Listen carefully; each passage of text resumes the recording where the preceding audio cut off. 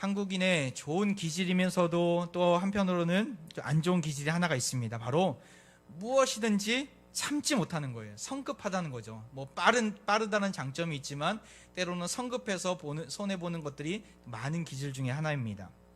제가 외국에 있을 때 일입니다.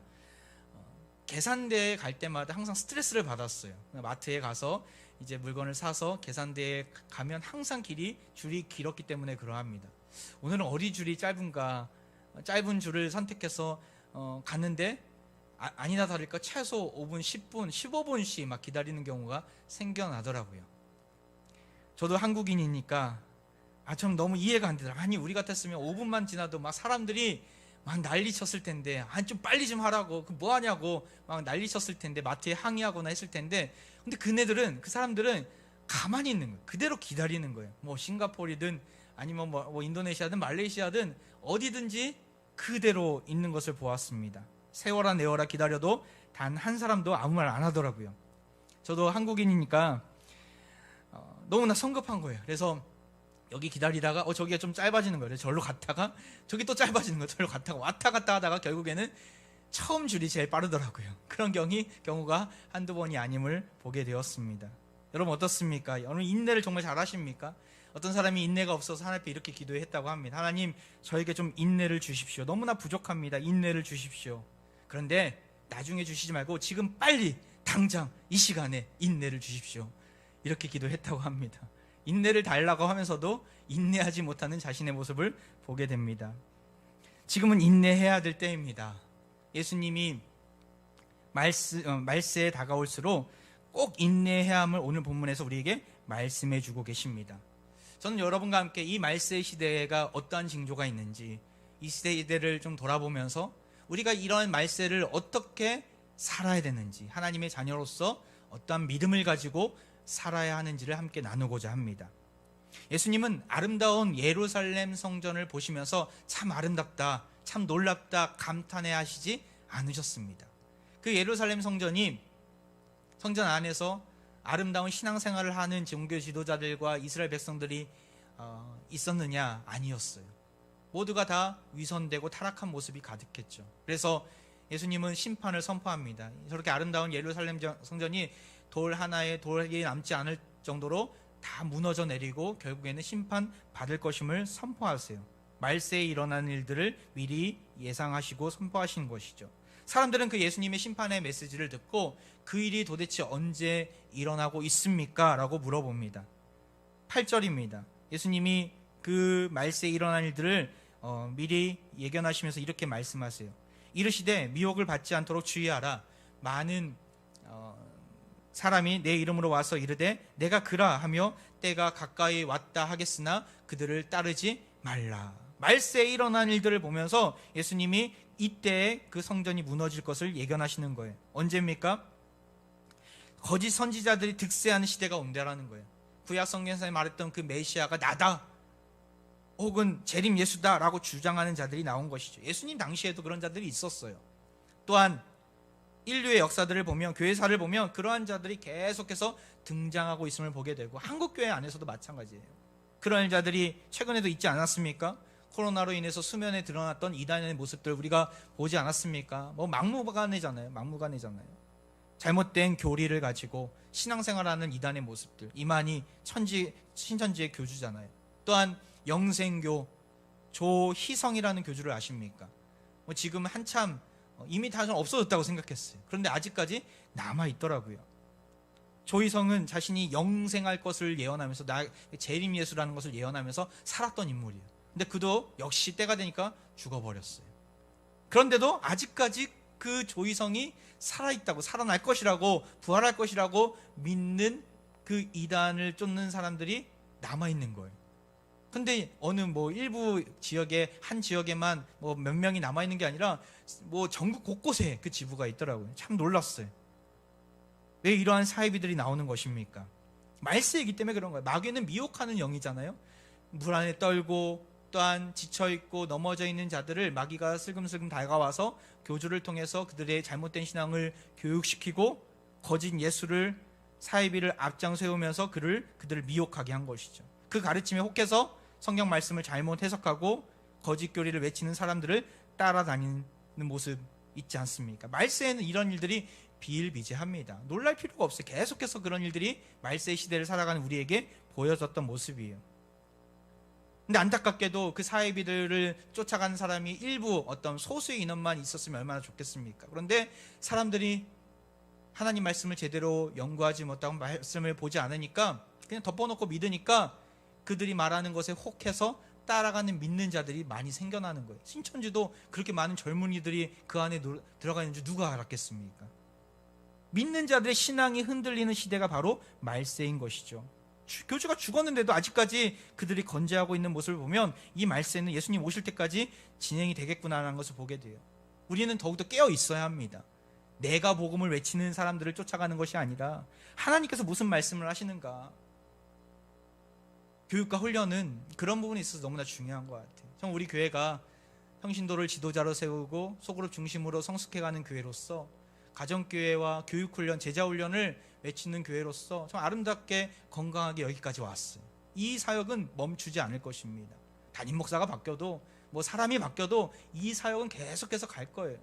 여러분들은 그 사역을 또한 이런 놀라운 그 은혜들을 경험할 수 있는 기회를 가졌어요. 이거 얼마나 좋은 기회입니까? 온라인 시대에 우리 교회 나오는 게 쉽지 않잖아요. 코로나 시대 속에서. 근데 온라인으로 다 이런 것들이 교육이 돼요. 얼마나 감사한 일입니까? 정말 적극적으로 지원하시면 좋을 것 같아요.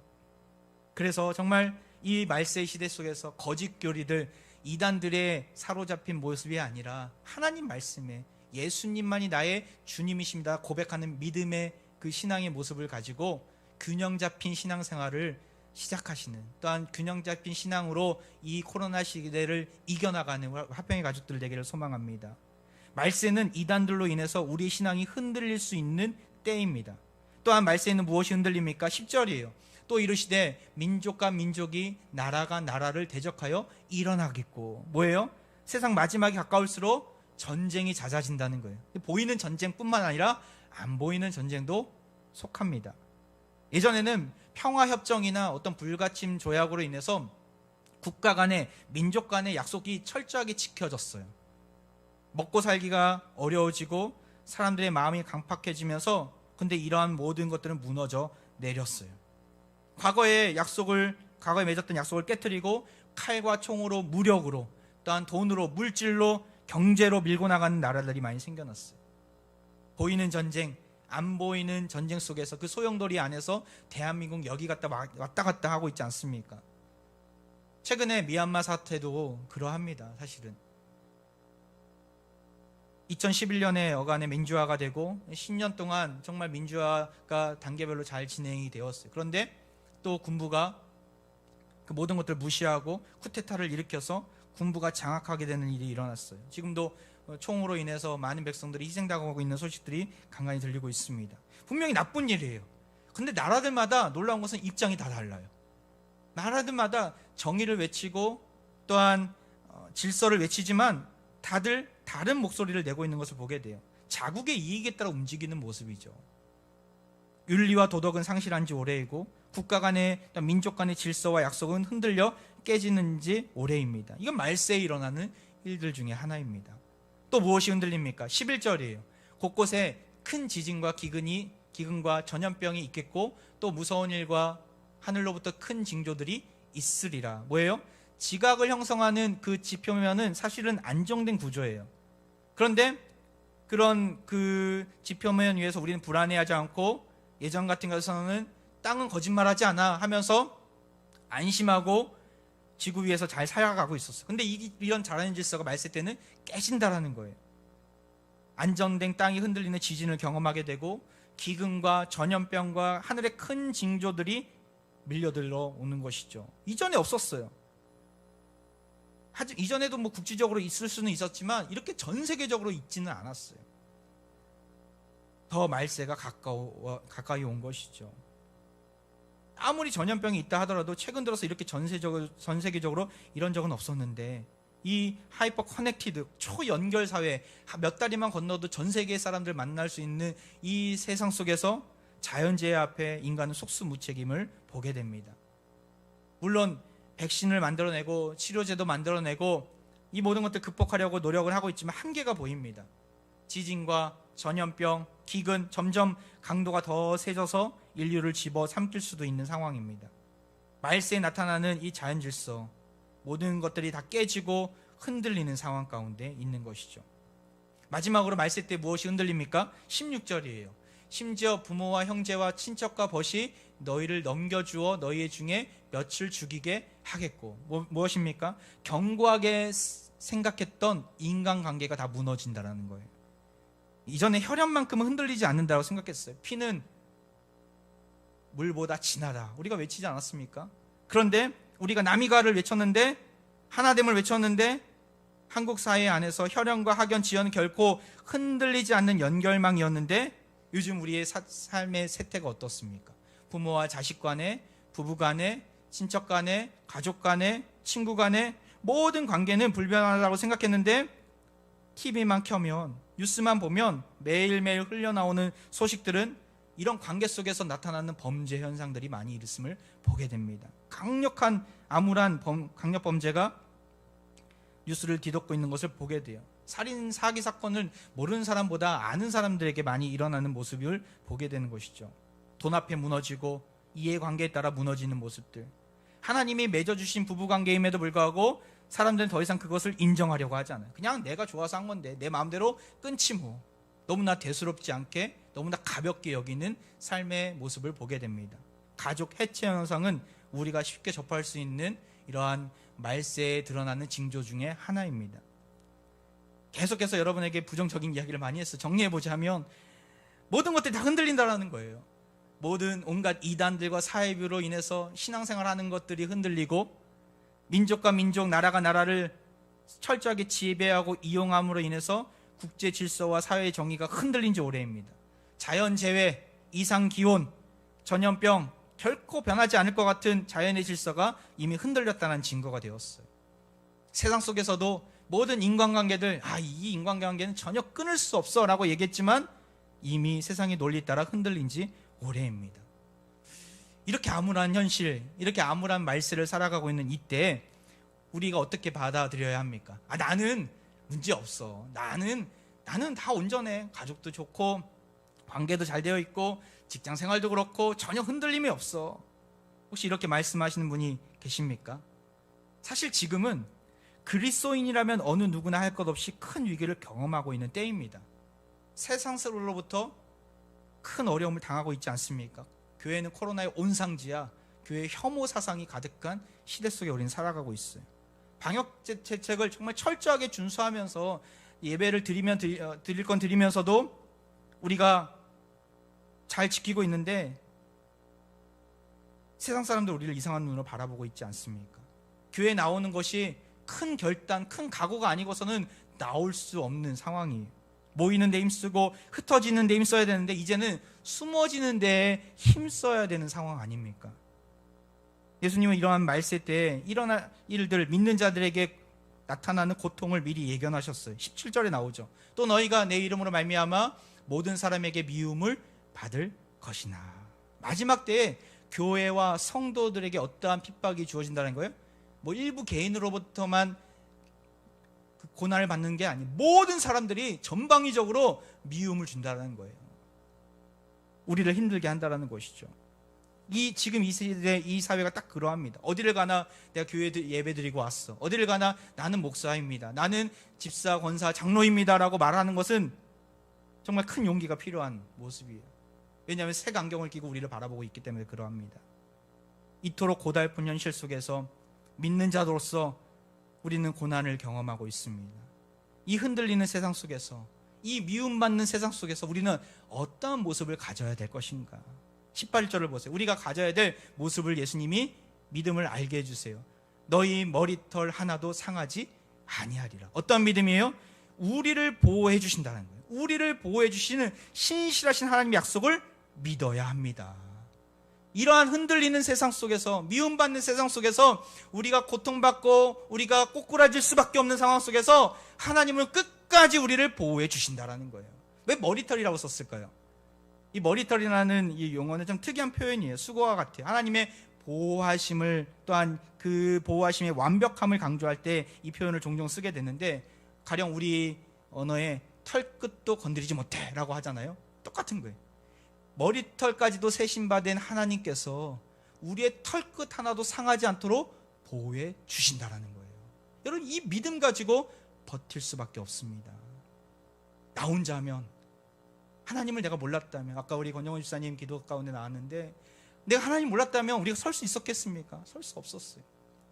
감사하게도 하나님은 우리의 하나님이 되어주셔서 우리의 머리털까지도 세신받은 하나님께서 우리의 머리부터 발끝까지 상하지 않도록 보호해 주십니다. 이 믿음 가지고 이 말세를 당당히 이겨 나가야 합니다. 교회도 마찬가지죠. 바이스라는 신학자는 이 짧은 문장에서 이 너희라는 단어를 교회로 바꿔서 이해할 수 있다라고 얘기했어요. 뭐예요? 교회의 머리털 하나도 상하지 아니하리라. 우리는 성도는 교회고 공동체도 교회이지 않습니까? 하나님께서는 교회를 보호해 주십니다. 찬송가 210장에 이런 찬양이 있어요.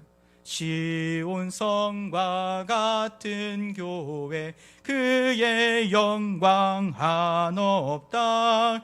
허락하신 말씀대로 주가 친히 세웠다. 반석 위에 세운 교회 흔들 자가 누구랴. 모든 원수 애워싸도 아무 근심 없도다. 할렐루야. 교회는 흔들리지 않습니다. 교회를 흔들 자는 없습니다. 아무리 악한 마귀가 우리를 에워싼다 할지라도 우리는 걱정하지 않습니다. 하나님께서 보호해 주시기 때문에, 하나님께서 우리 성도 각 개인을 보호해 주시고 감싸 안아 주시기 때문에 흔들릴 수 없습니다. 하나님의 영광을 나타내고 드러내는 교회는 결코 흔들리지 않습니다. 우리의 머리털까지도 세시는 하나님께서 우리의 머리카락도 상하지 않도록 우리를 보호해 주시는 분임을 기억하고 이 위기를, 이 말세의 때를 믿음으로 담대하게 나아가는 우리 화평의 가족들 되기를 바랍니다. 나아가서 어떤 믿음으로, 어떤 자세로 나아가야 합니까? 19절이에요. 너희의 인내로 너희 영혼을 얻으리라. 무슨 말입니까? 이 마태복음 24장에 보면 이 똑같은 구절을 이렇게 표현했어요. 끝까지 견디는 자는 구원을 얻으리라. 똑같은 말이에요. 인내로 구원을 경험한다라는, 인내로 영생을 맛본다라는 거예요. 어떤 자세예요? 영생을 약속하신 주님을 바라보며 인내해야 된다는 거예요. 인내하면 영생을 누린다는 거예요. 이 인내라는 단어가 무엇일까? 히포모네라는 헬라어를 쓰는데, 이 인내라는 단어의 뜻은 확고함, 불변함, 충실하다라는 뜻이 담겨져 있는데, 사실 원어의 기본적인 뜻은 아래에 머무르다라는 뜻이 담겨져 있어요. 아래에 머무른다. 인내라는 단어의 원뜻은 아래에 머무른다라는 뜻이에요. 무슨 말이에요? 단순히 참는다, 견딘다라는 의미가 아니라 아래에 끝까지 머문다라는 거예요. 창조주 되신 하나님의 그늘 아래 피조물로서 끝까지 그 자리를 지킨다라는 거예요. 끝까지 머문다는 거예요. 무거운 짐이나 힘든 시련, 환난, 박해가 우리에게 다가왔을 때 그 자리를 박차고 나가는 것이 아니라 그 자리를 끝까지 주님을 붙잡고 머문다라는 의미가 인내 안에 담겨져 있는 것이죠.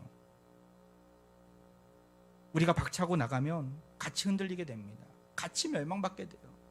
그 자리에 머물러야 돼요. 그 자리에 머물러야 돼요. 그 자리에 머물렀을 때 흔들리지 않습니다. 제가 깔리만탄에 항상 타고 다녔던 배가 있어요. 소형배, 교회에 이렇게 교회에 소유된 배인데, 작년 1월 딱 요맘때쯤에 우리 화평의 청년들과 함께 같이 단기 선교를 갔다 왔잖아요. 그때 탔던 모습이에요. 저 배를 교회 거거든요. 그래서 교회에서 어디 시골을 밀림을 들어간다고 했을 때 육로로는 들어가기가 힘드니까 저 배를 타고 이동했던 적이 많이 있었어요. 근데 저 배를 탈 때 소형배예요. 모터보트인데 그 잔잔한 그 강가를 지나갈 때 안전해요. 근데 그리고 목적지까지 빨리 갈 수 있어요. 근데 이 배를 탈 때 조심해야 될 게 있어요.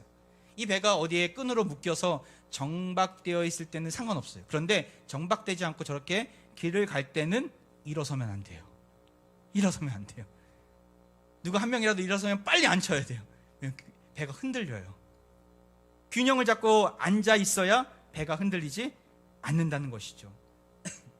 만약 쇼맨십으로 가는 배 위에서 일어나 버리면 금방 균형을 잡지 못하고 금방 물에 빠지게 돼서 또한 배가 뒤집힐 위험이 생겨버려요. 그리고 또 하나 지켜야 될 게 있어요. 서로를 붙잡아줘야 돼요. 한 손은 배 옆에 머리를 붙잡고 한 손은 서로를 붙잡아줘야 돼요. 나 혼자 균형을 잘 잡는다고 배가 전복되지 않는다는 것이 아니에요. 같이 균형을 잡아야지, 같이 가는 거지. 그리고 배가 뒤집히지 않는 것이지, 나 혼자 잘한다고 할 수 있는 것이 아니라는 것이죠. 성경에서 말하는 영적인 원리도 마찬가지입니다. 고난이 많고 위기가 찾아왔을 때 굴곡 많은 인생이라는 흔들리는 배 위에서 우리가 해야 될 것이 뭐예요? 납작 엎드려서 묵묵히 하나님의 도우심을 구하며 주의 날개 그늘 아래 머무는 것입니다. 내가 힘이 있다고, 내가 가진 게 많다고, 내가 기술이 있다고 일어나서 배로 움직이려고 하면 하다가 물속에 빠져버리는 거예요. 함께 있는 사람까지 다 수장되어 버리는 것이죠. 나아가서 옆에 봤을 때 흔들리는 자가 있어요. 옆에 봤을 때 막 뛰쳐나가려고 하는 자가 있어요. 그 강가에서 뛰쳐나간다고 나갈 수 있습니까? 빨리 앉혀야 돼요. 야, 앉아!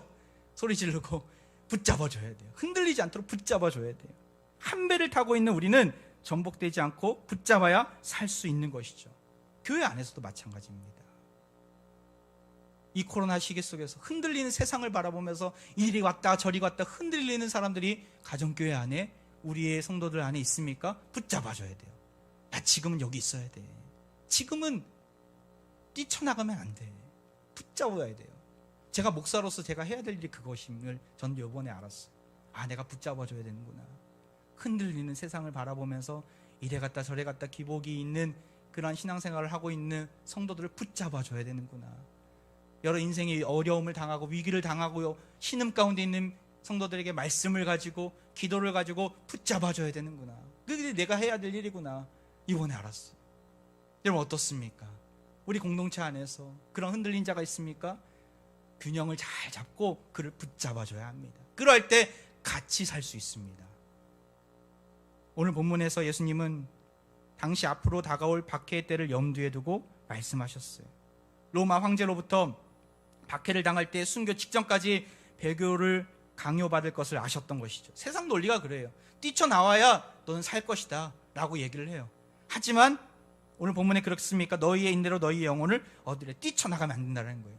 그 자리에 머물러서 끝까지 예수님을 붙잡고 나가야 영생이 주어진다는 거예요. 세상과 반대되는 결과예요. 역설인 것이죠. 기독교는 역설의 종교예요. 죽으면 삽니다. 내가 살려고 아둥바둥 치면서 뛰쳐나가면 죽게 되는 거예요.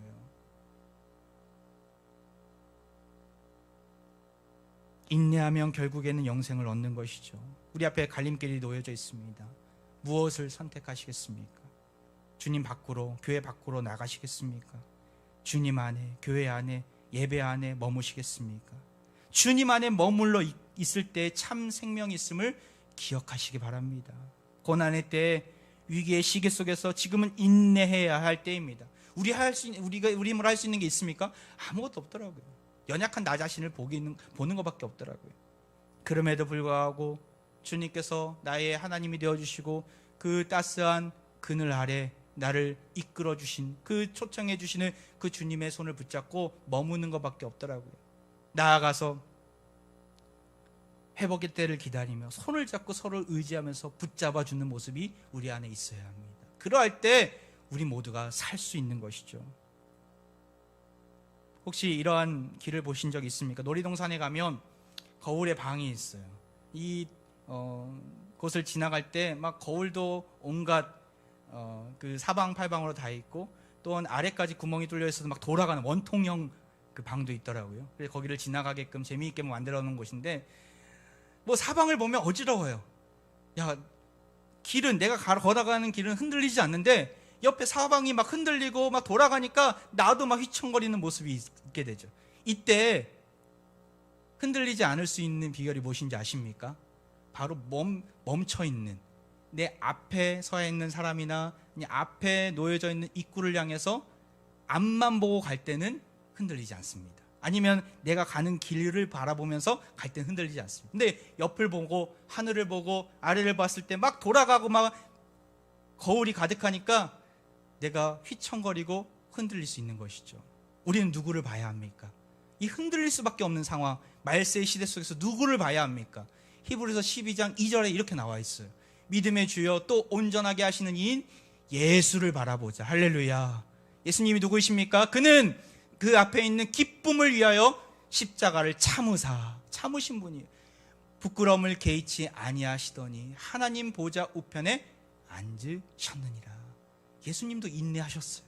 십자가의 길을 걸을 때 아픔이 있었고 어려움이 있었지만 부활의 기쁨을 향해서 하나님께서 우편에 앉으실 그 영광의 자리를 향해서 그 기쁨을 고대하며 담대하게 그 믿음의 길을 인내하며 걸어가셨던 것이죠. 결국에는 때가 되었을 때 하나님의 영광을 맛보게 하셨어요. 우리는 예수님을 바라봐야 합니다. 인내의 본이 되시는, 믿음의 주가 되시는 예수님을 바라볼 때 흔들리지 않습니다. 세상을 바라보면, 세상에 변화되는 것들을 바라보면, 세상에 흔들리는 것들을 바라보면 절망과 낙심이 몰려들고 두려움이 찾아와요. 하지만 주님을 바라보면 주님이 나와 함께 계신다, 나의 머리털까지도 세신 바 되신 하나님께서 나의 머리털도 상하지 않도록 보호하신다는 그 믿음을 갖고 영생을 예배하셨다는 사실들을 믿고 나아간다면 우리는 흔들리지 않습니다. 인내하면서 주님을 바라보는 자에게 어떠한 은혜를 주십니까? 이사야 26장 3절 같이 한번 읽어볼까요? 같이 시작. 주께서 심지가 견고한 자를 평강하고 평강하도록 지키시리니 이는 그가 주를 신뢰함이니이다. 심지가 견고한 자, 끝까지 주님을 붙잡고 있는 자에게 어떤 은혜를 주신다는 거예요? 평강하고 평강하도록. 그 어떤 상황과 환경과 박해와 여러 가지 어려움이 우리 앞에 놓여져 있더라도 흔들리지 않고 마음에 평강을 주신다는 거예요. 이런 은혜가 우리 하평의 가족들에게 있기를 소망합니다.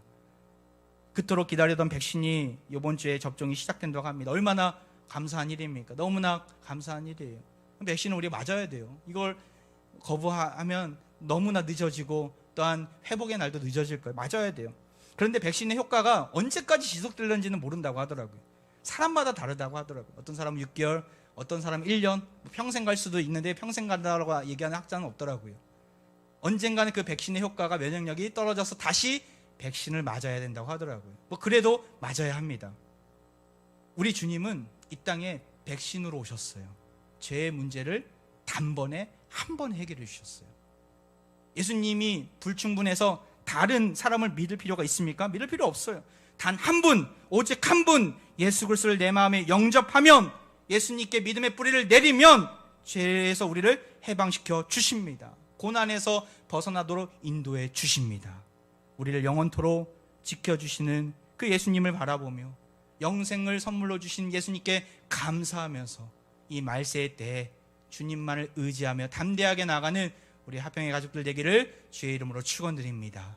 이 시간 우리 찬양하며 나아갈 텐데요, 우리 선하신 능력으로 나를 안아주시는 주님을 바라보면서 이 보네포 목사님의 그 나치 제2차 세계대전 때 믿음의 고백을 한 가사이기도 합니다. 선한 능력으로 이 시간 우리 가사의 고백이 우리의 고백이 되기를 소망하면서 찬양하며 나아갑니다. 주 선한 능력으로, 주 선한 능력으로 안으시네. 그 크신 팔로 나를 붙들어 주십니다. 그 크신 팔로 날 붙드시네. 절망 속에 흔들리지 않겠습니다. 절망 속에도 흔들리지 않고 사랑하는 주 얼굴 구하리. 선한 능력으로 일어서리, 선한 능력으로 일어서리. 주만을 지하리 믿음으로 우리 고대 안에 주 오실 그 영광의 새날을 맞이하리. 영광의 새날을 맞이하리. 2절입니다. 이전의 괴로움 날 에워싸고, 이전의 괴로움 날 에워싸고 고난의 길을 걷는다 해도 주님께 우리의 모든 영혼을 맡깁니다. 주님께 모두 맡긴 우리 영혼 끝내 승리의 날을 맞으리. 끝내 승리의 날을 맞으리. 아멘.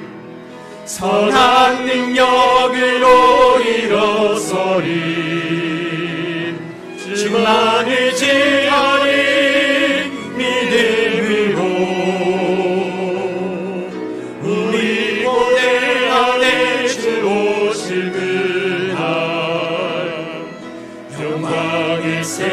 나를 맞이하리. 3절입니다. 주님이 마신 고난의 쓴잔을 주님이 마신 고난의 쓴잔을 우리도 감사하며 받으리. 아멘.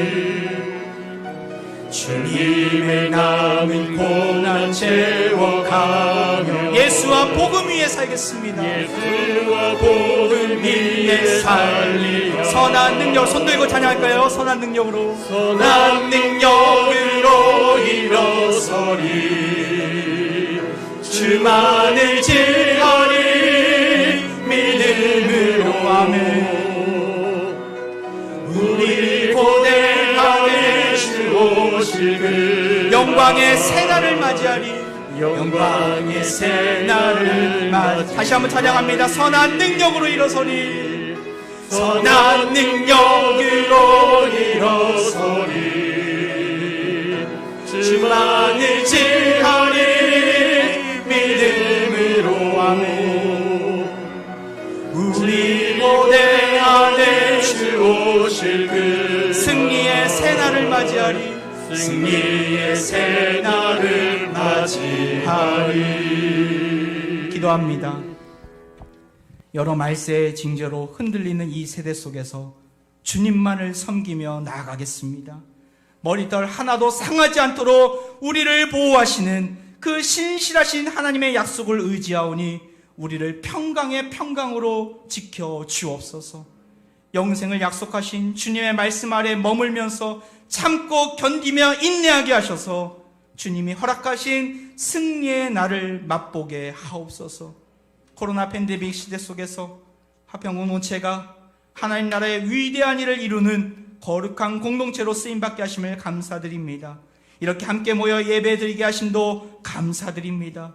은혜의 사각지대가 없이 온 성도들이 예배의 감격을 회복하고 하나님 말씀을 중심축으로 삼아서 전 인생을 온전히 주님 앞에 드려 영광의 새날을 우리 모두가 맞이하게 하옵소서.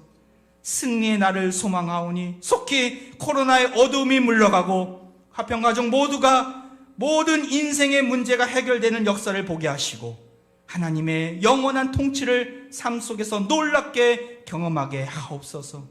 각종 질병으로 인해 지쳐있는 누워있는 화평의 모든 환우들을 치유해 주시고 요양원에 계신 우리의 부모님들을 기억하여 주옵소서. 다음 세대가 주의 은혜로 수련회와 성경학교를 통해 신앙에 성장하고 성숙할 수 있도록 은혜 주셔서 감사드립니다. 이들이 믿음으로 무장되어 하나님의 큰 사명을 이루는 예수님 닮은 거룩한 그리스도인들이 되게 하여 주옵소서. 소망의 길을 만드신 예수 그리스도의 이름으로 간절히 기도하옵나이다. 아멘.